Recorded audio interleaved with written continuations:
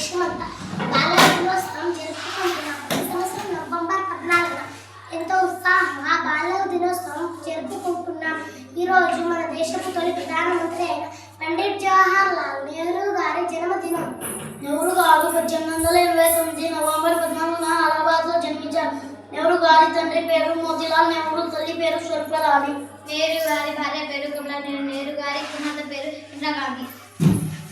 నెహ్రూ గారు స్వాతంత్ర్య సమరంలో ముఖ్యుడు. 1947 ఆగస్టు 15న భారతదేశానికి స్వాతంత్ర్యం వచ్చినప్పుడు ఆయన మన దేశానికి మొదటి ప్రధానమంత్రి. దేశాన్ని అభివృద్ధిలో నడిపించారు. నెహ్రూ గారి ప్రజలైన క్లైబ్లను చాలా ఇష్టం, అందుకే ఆయనను చాచా నెహ్రూ అని పిలుస్తారు. నెహ్రూ గారి మరణం తర్వాత ఆయన జన్మదినంను బాలల దినోత్సవంగా ప్రకటించబడుతుంది. నెహ్రూ గారు నేటి బాలలే రేపటి మన దేశాన్ని భవిష్యత్తు అని బలంగా నమ్మేవారు. నెహ్రూ గారికి దేవులకు వృద్ధుల భారత బృందం 1955 భారత రత్న పురస్కారం ఇచ్చారు. నెహ్రూ గారు 1960